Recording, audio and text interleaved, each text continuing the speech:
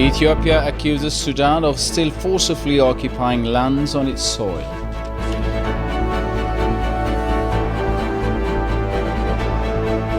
And IGAD expresses readiness to observe Uganda's elections.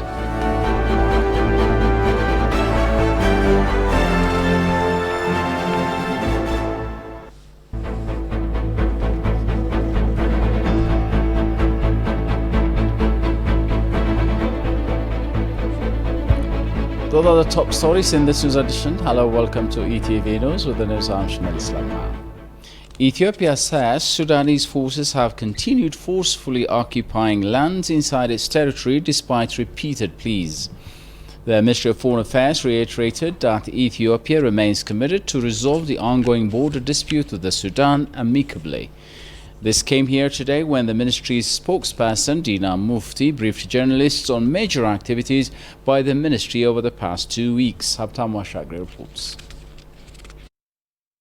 The ministry discloses that Ethiopia is exerting efforts to settle the border dispute with the Sudan. Tensions in the border region have flared since the outbreak of conflict in Ethiopia's northern Tigray region in early November and the arrival of thousands of refugees in eastern Sudan. Disputes have been concentrated on agricultural land in Al-Fashqa, which falls within Sudan's international boundaries but has long been settled by Ethiopian farmers. There have been armed clashes between Sudanese and Ethiopian forces in recent weeks. There have been talks over the issue between the two sides.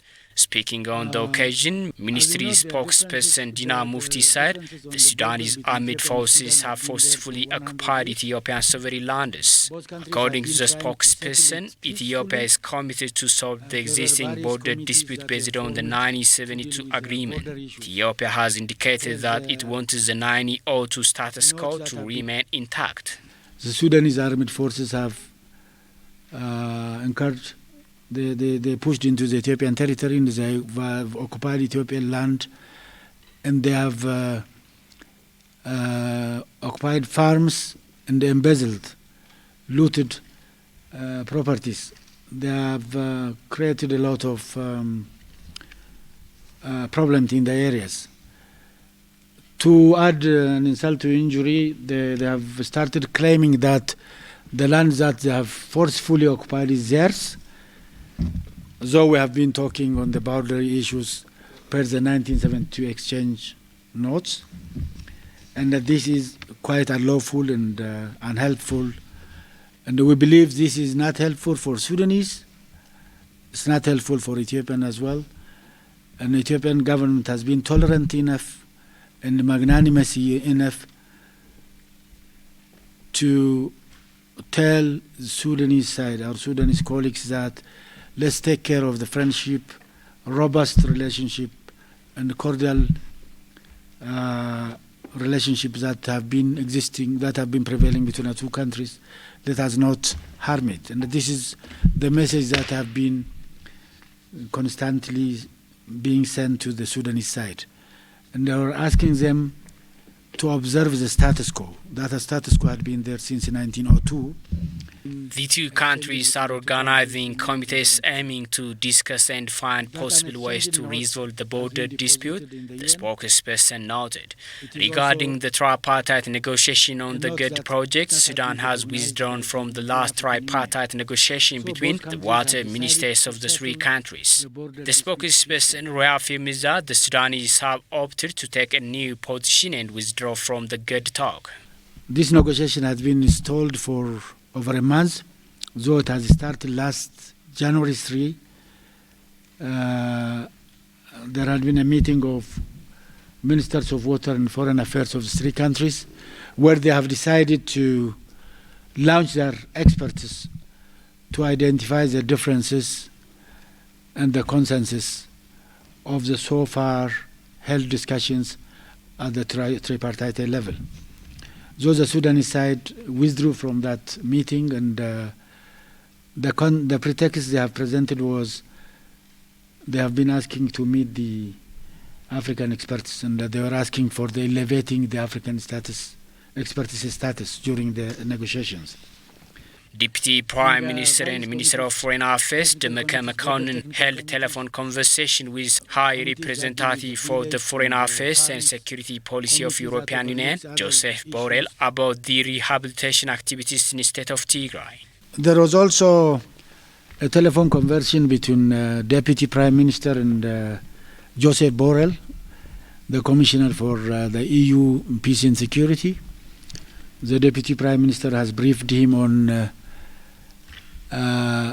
the current reconstruction process in Tigray.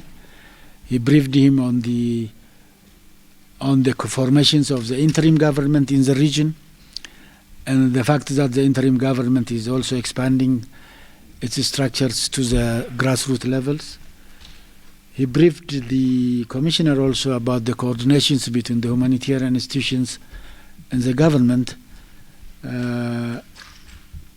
with regard to the operations on the ground in Tigray.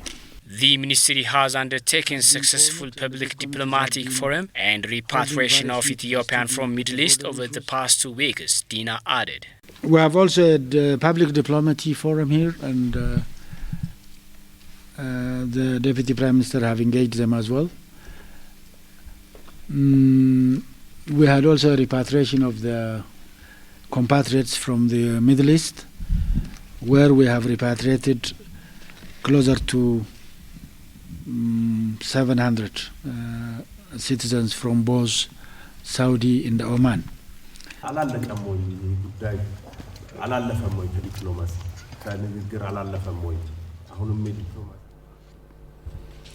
The Ministry of Labour and Social Affairs disclosed the appointment of Labour Attaché for the Middle East countries to secure the interests of Ethiopians working abroad. The move is believed to address long-standing bottlenecks facing Ethiopian citizens' economic benefit in the Middle East.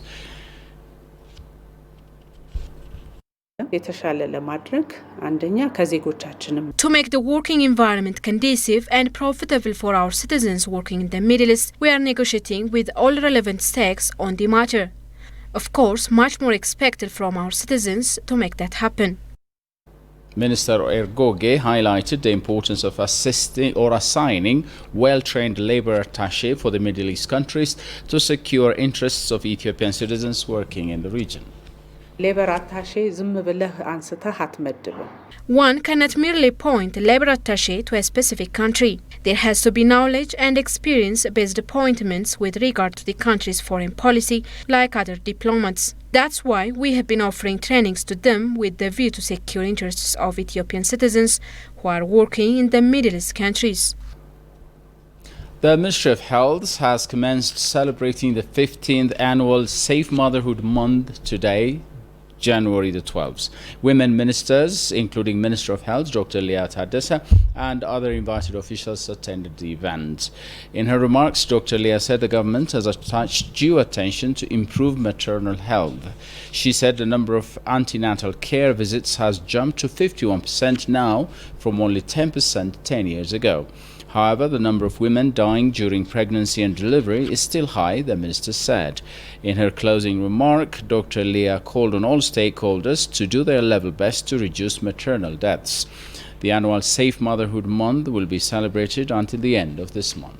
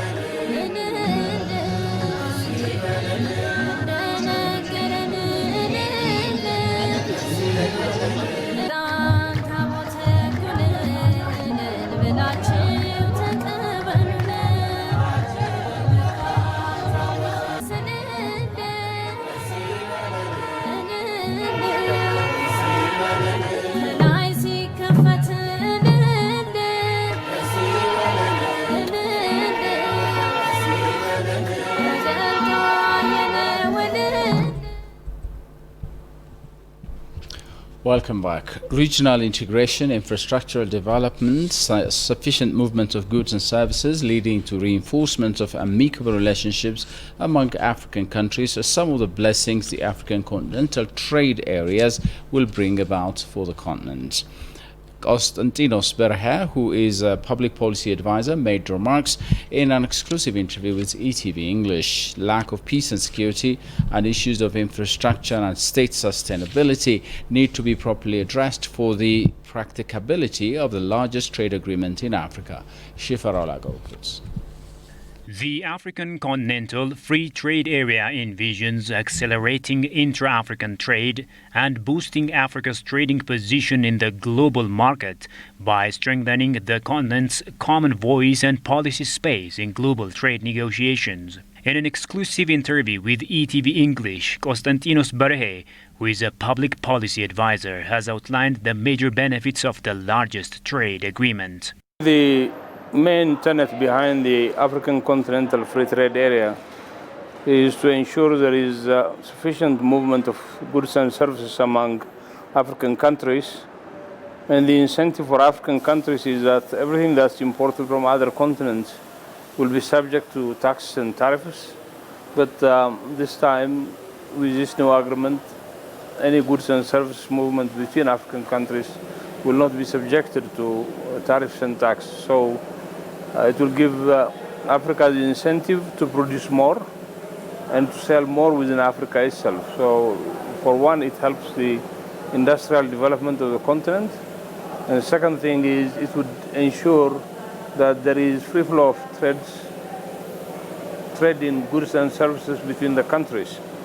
The collateral impact of such a relationship would be the kind of peace and security that would prevail between countries, especially in border areas. The African Continental Free Trade Area is widely believed to be an important drive for economic growth, women empowerment, industrialization, sustainable development, etc.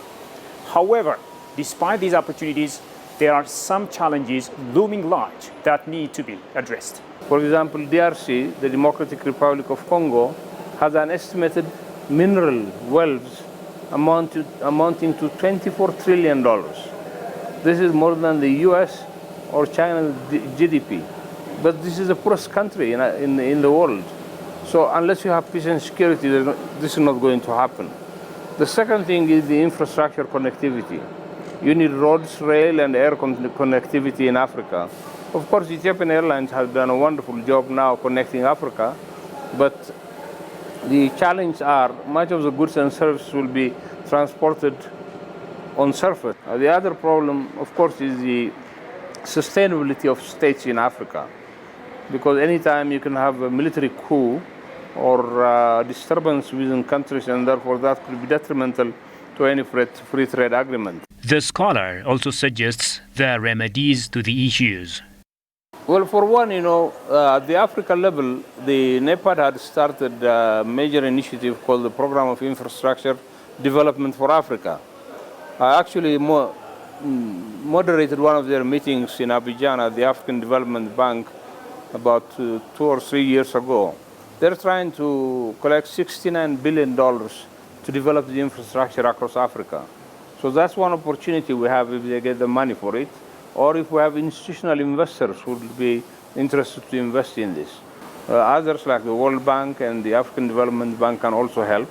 The United Nations can lobby for more resources for this. The second thing is, I think the peace and security situation in Africa has to improve. The African Union has yet to do a lot of work on this. Africa is endowed with untapped and huge land and water potential, and the trade agreement will undoubtedly lift the continent to a higher level. However, this calls for extra commitment on the part of individual countries on the continent and the AU for its practicality.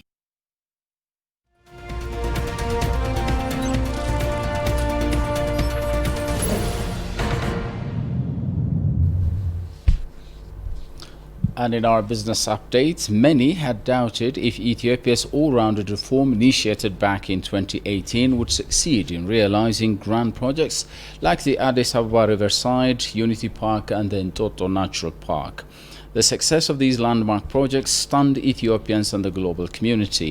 Talking to ETV, Jonas Ayale of the Ethiopian Construction Works Corporation said these landmark projects are a manifestation of improvement in Ethiopia's capacity or capability in the construction industry. የኮንስትራክሽን በጣም ውስብስብ የሆኑ ችግሮች ያሉበት ብዙ አንሰርቲኒቲስ ወይም ደግሞ The construction industry still faces daunting challenges, while lots of uncertainties persist. However, these all can be tackled with cautious planning. I would like to call upon consultant, contractors, and construction company owners to try and narrow difference regarding overall sector and design issues. If we do this, we can achieve much progress in the construction industry. The Sugar and Toto and other recent projects are a manifestation of what we can do if these problems are tackled. በጣም ኢምፖርታንት ነው ሌላ ኢንትረስት እስከሌለ ድረስ The CEO added that construction projects should embrace scientific principles rather than going in a traditional way. ፕሮጀክቶችን በልምድ ነው በአብዛኛው የሚመራ Much of Ethiopia's construction industry has been based on tradition. However, it is high time modern principles are applied into it. We, the contractors, have to know each and everything on our project scientifically before we go about the actual construction work. ሴክተሩ ፕሮፌሽናል ይፈልጋል. And the Federation of Indian Exports Organizations, FIEO, yesterday organized a virtual business forum on the topic Trade and Investment Opportunities between India and Ethiopia post-COVID-19. Tizita Mulugeta, Ambassador of Ethiopia to India, Robert Shetintong, Ambassador of India to Ethiopia, Yusuf Adam Noor, Secretary General of the Ethiopian Chamber of Commerce and sectoral associations, invited guests, and over 120 Indian business people joined the virtual event. In her opening remarks, Ambassador Tizita, after reminding the strong commercial relation existing between the two countries, briefed the Indian business people on their conducive investment opportunities in Ethiopia. India is the third largest source of FDI and compared to the untapped potential of Ethiopia on various sectors. Indian investors, she said, should explore more and take part in the development path of the country.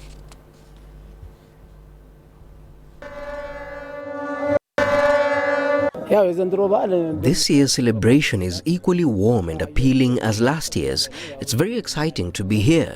It's peaceful here and a wonderful holiday.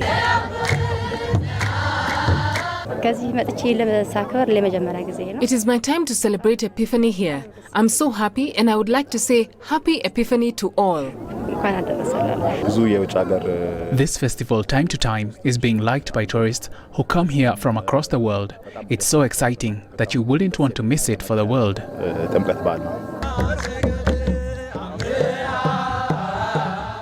Epiphany ceremony of Christ celebrates throughout the world. The unique part in Ethiopia is we adore, venerate Ark of the Covenant. This is one. The second one is there is a thing throughout the world.